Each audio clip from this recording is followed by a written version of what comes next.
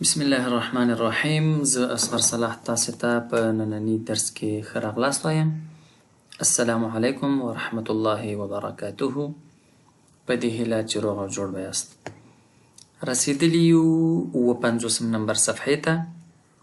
الوحدة الثالثة الدرس الخامس عشر التدريب الخامس. تبادل السؤال والجواب مع زميلك كما في المثال. سوال او جواب تبادله کړئ خپل ملګري سره لکه څنګه چې په مثال کې دی. مثال کې څه دي؟ موږ څلور تصویرونه تاسو ته پرېښي. یو تصویر چې دی هغه داسې مثال دی چې کتاب خپل حل کړی دی. نو راځو 5 غرف 5 کوټې، الدور الخامس 5م منزل. پوښتنه داسې را جوړیږي کم غرفتن فی الشقة. کم غرفتن فی الشقة. دا اوس وګورئ مخامخ تصویر کې څه دی؟ شقه یا اپارتمان دی. نو تاسې داسې را جوړوئ چې په اپارتمان کې څو کوټې دي. ګوره دلته څو کوټې ذکر دي؟ 5. څنګه جواب وایو؟ جواب به د دې ځای نه وایو. سوال د دې ځای نه جوړو او جواب دا زه چې ورته اشاره کوم د دې ځای نه جوړو. کم غرفتن فی الشقة. په اپارتمان کې څو کوټې دي؟ فی الشقة په اپارتمان کې 5 غرفین 5 کوټې دي. غرف کوټه، غرفه کوټه، غرف کوټې. فی الشقة 5 غرفین په اپارتمان کې 5 کوټې دي. اوس هم دې ځای نه بله پوښتنه را جوړیږي فی ای دور الشقة. چې اپارتمانونه دي نو ضرور به داسې چې منزله وي، بلند منزل چې ورته وایي، څو منزله به وي. نو اوس پوښتنه بله دا جوړیږي چې دغه اپارتمان په څویم منزل کې دی. دا سوال به څنګه جوړو؟ فی په ای کوم دور منزل الشقه اپارتمان. فی ای دور الشقه اپارتمان په کوم منزل کې دی؟ دلته څه دی جواب؟ الدور الخامس دی. جواب به څنګه وایو؟ فی الدور الخامس په 5م منزل کې. همداشان مثالونه به د دې څلورو نه جوړوئ. 2 به نور هم زه حل کم او دا 2 نور تاسې ته پرېږدم په دې هیله چې تاسې جواب کوئ.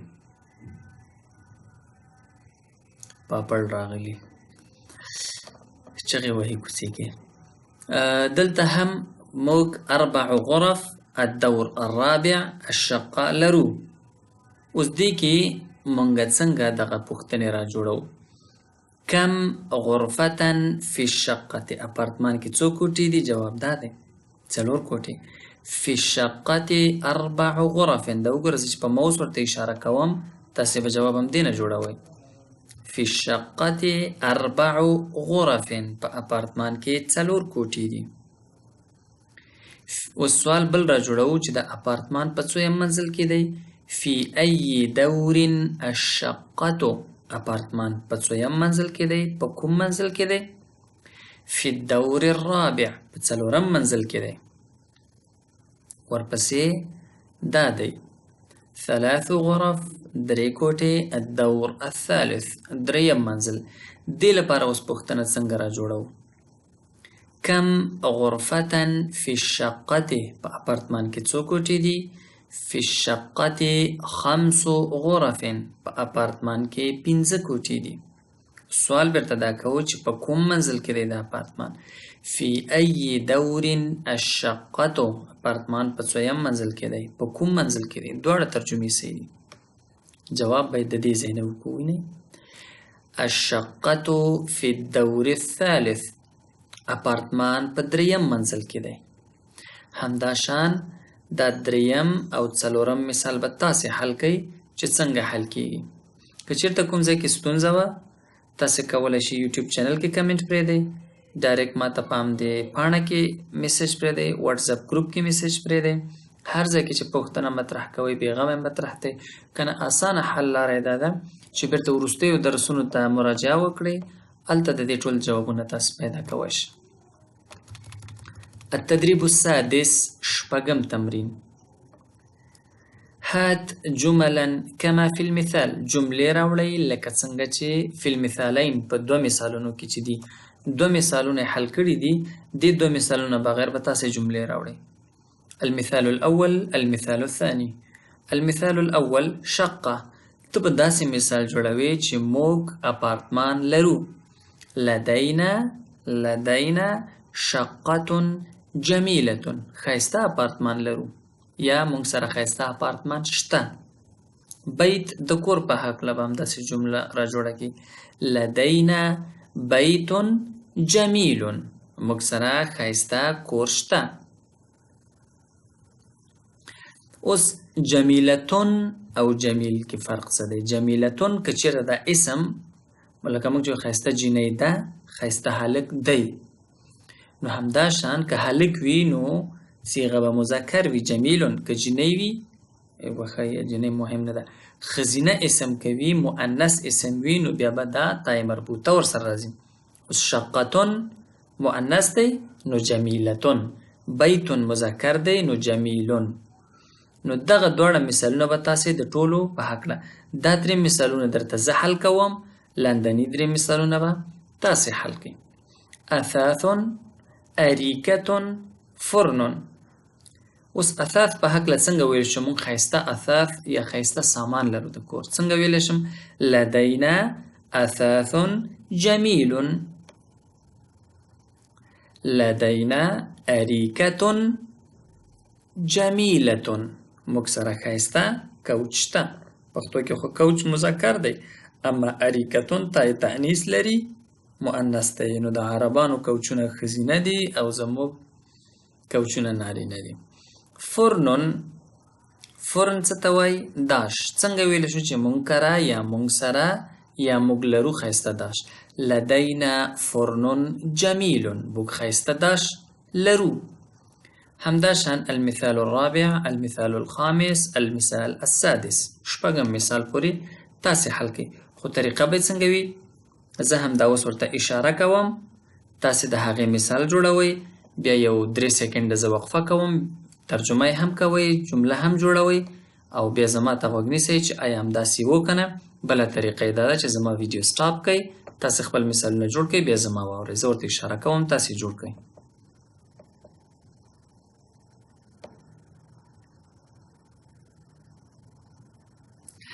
لدینا سجادة جمیلة. موږ ښایسته فرش یا ښایسته قالینه لرو. پنځم مثال حل کړئ. سخان.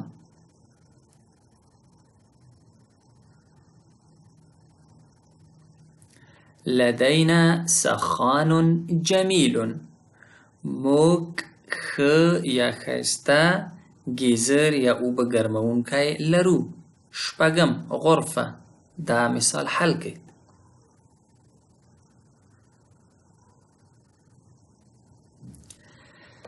لدینا غرفة جمیلة.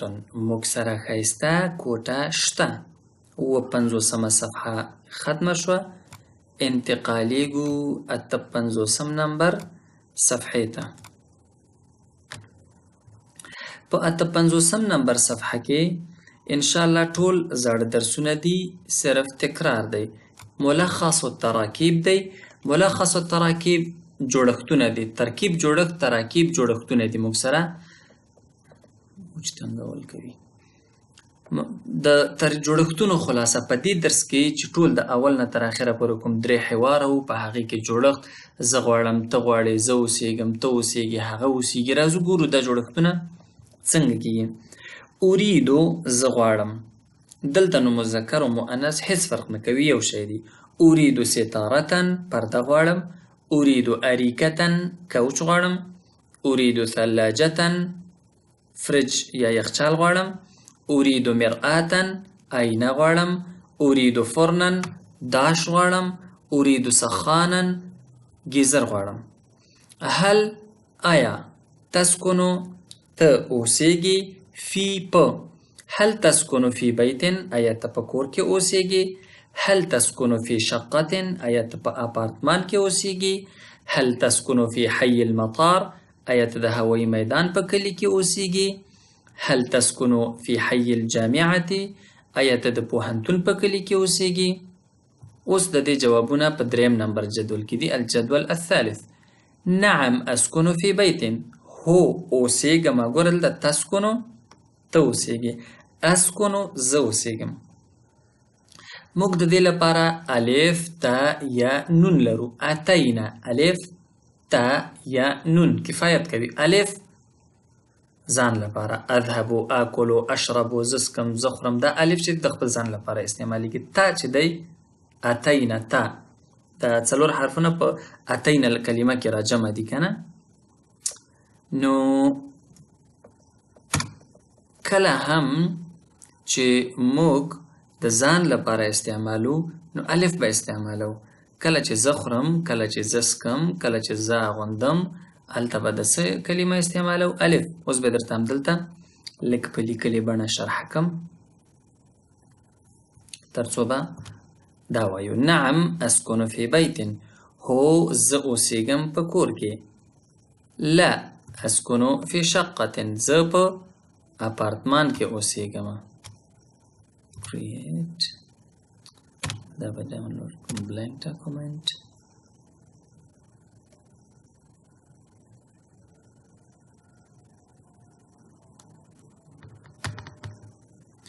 ښه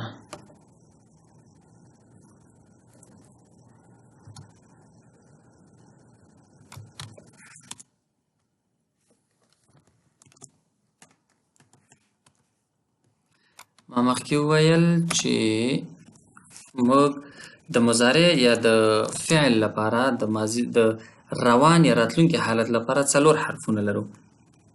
اتینا،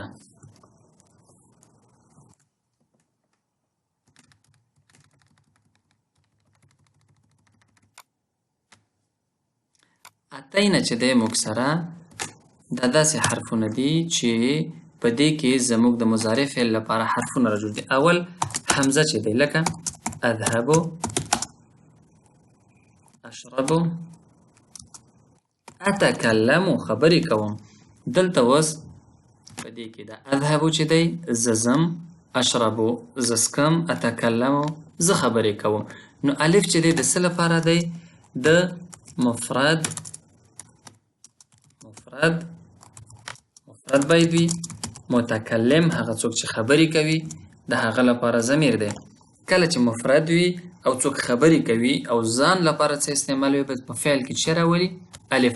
اذهبو، اشربو، اتکلمو، اکلو، انامو، ویده کېږم. نو مختلف دي. ورپسې چې دی اتینا تا ده. اتینا تا تا د څه لکه تذهبو، تشربو، تتکلمو، تنامو. دا د دوه شیانو لپاره، یو مخاطب لپاره چې مفرد وي. ته کله چې مفرد او مذکر یې مؤنث لپاره بیا بل څه استعمالو چې اوسیږي مفرد هم وي او مذکر هم اوسي تر څو تاسو ته ښکاره شي او مذکر هم وي. نو ګورئ تذهبو، تشربو، تتکلمو، تنامو. دا د دوه هدفو لپاره. یو که چېرته مخاطب مفرد مذکر ته مخاطب یې، که مفرد یو یې او مذکر هم یې نارینه یې، نو زه به درته څه وایم؟ تذهبو ته ځې، تشربو ته څښې، تتکلمو ته خبرې کوي، تنامو ته ویده کېږي. نو ته باید یو کس وي، زه باید تا سره خبرې کوم، او بل دا دی چې ته باید نارینه واوسېږي. بل دا تا د څه لپاره استعمالیږي؟ تذهبو. بل د دې لپاره استعمالیږي غائب، مؤنث او مفرد. دا درې صفتونه باید پکې راجمع شي. غائب وي، د هغې په هکله خبرې کوم، ښځینه وي او مفرد وي، یوه وي. لکه تتکلمو وایم هي تذهبو، هغه ځي. چا مو استعمال کړم؟ دا تا. هي تذهبو، هي تشربو، هي تتکلمو، هغه خبرې کوي. هي تنامو، هغه خبرې کوي. ښه اوس یو چا ویلي چې تأکلو، زه به څنګه پوهېږم چې د ده نه مطلب اوس مؤنث مفرد غایب دی که مخاطب مفرد مذکر دی؟ جملې نه معلومیږي. یو څوک ما سره لګیا دی، ما ته وایي انت تأکلو، ته خورې. زه خو به د دې نه مؤنث مفهوم نه اخلم. یا یو څوک ماته وي هي تاکلو هغه خوري، نو ظاهره خبره ده چې د جملې سیاق پرې دلالت کوي، نو اړتیا نشته چې څوک کنفیوز شي پکې. اتینا الف د ځان لپاره، تا ستا لپاره، پاتې شوه یا. یذهبو یأکلو ینامو. یذهبو زی یأکلو خوري، ینامو ویده کېږي. دا چا لپاره؟ مفرد مذکر غائب.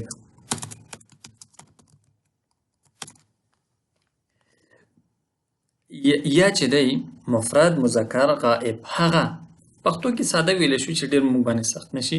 هغه کله چې موږ د هغه په هکله خبرې کوو، یعنې هغه نارینه دی یو دی، ځکه چې ډېر بیا هغوی وایو که نه.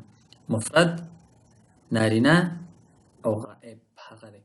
نو یذهبو یأکلو ینامو هغه خوري، هغه څکي، هغه ویده کېږي. نون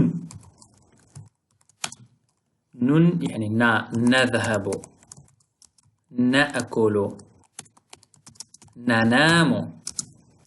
نذهبو موږ ځو، نأکلو موږ خورو، ننامو موږ ویده کېږو. دا چې دی جمع متکلم دی. موږ پښتو کې ورته موږ ویلی شو، نو چې موږ لپاره خبره ده، نون د فعل په سر کې نذهبو نأکلو ننامو. نو موږ دا مهم نه ده چې موږ نارینه یو که ښځینه. که نارینه هم یو نو همدا لفظ استعمالوو، که ښځینه هم یو همدا لفظ استعمالوو. نه ښځینه او نارینهو کې د شان کموالی هسې هم نشته.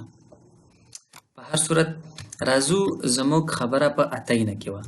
الف ځان لپاره چې لنډ او مختصر یې وایم. تا چې دی اتینه، تا پکې چې دی ستا لپاره او د هغې لپاره، یا د هغه لپاره، او نون زموږ لپاره. د فعل په سر کې راولو. نو نعم اسکنو فی بیت، هو زه په کور کې اوسېږم. نعم اسکنو فی شقة، هو زه په اپارتمان کې اوسېږم. لا اسکنو فی حی المطار، د هوایي میدان په کلي کې نه اوسېږم. لا اسکنو فی حی الجامعة، د پوهنتون په کلي کې نه اوسېږم. که نعم دی ولګو مطلب مثبت جواب دی، زم اوسېږم او بخۍ. او که لا اسکنو نه اوسېږم، ډېره عادي خبره ده. څلورم جدول ته ځو. فی الشقة 3 غرف، په اپارتمان کې 4 کوټې دي. فی الشقة 4 غرف، حساب خو به مې یادي 4 کوټې دي. فی الشقة 5 غرف. اریدو غواړم، بیا هم هغه مسله ده. اریدو، تریدو، یریدو، تریدو هغه، یریدو هغه غواړي، تریدو هغه مؤنث جنۍ غواړي، نریدو مونږ غواړو. اریدو شقة من فضلک، د مهربانۍ له مخې چې غواړم اپارتمان. ستارة پرده غواړم. اریدو اریکة من فضلک، کوچ غواړم مهربانۍ له مخې. اریدو ثلاجة من فضلک، چې غواړم فرج یا یخچال غواړم. اریدو سجادة من فضلک، فرش یا قالینه غواړم. الجدول السادس، شپږم جدول. الشقة في الدور الأول، اپارتمان په 2م منزل کې دی. اول، دویم، دریم، څلورم، پنځم. کم څو یا څو دانې. غرفة في الشقة، څو کوټې دي په اپارتمان کې. کم ستارة في الشقة، څو پردې دي په. کم حماما، څو تشنابونه دي. کم سجادة، څو قالینې فرشونه دي. کم ثلاجة، څو فریج یا یخچالونه دي. لدینا بیت جمیل، موږ سره ښایسته کور شته. لدینا فرن جمیل، سخان جمیل. او دا 9 او 10 به تاسې ته پرېږدمه. که چېرته ستونزه وه پوښتنه به وکئ، که ستونزه نه وه بېغمه به پر مخ لاړ شئ. اته 50مه صفحه ختمه شوه. نوی درس چې الاصوات دی په 950مه صفحه کې، هغه به په راتلونکي درس کې ووایو. ونلتقي إن شاء الله في الدرس المقبل، وإلى اللقاء القادم. استودعكم الله، والسلام عليكم ورحمة الله وبركاته.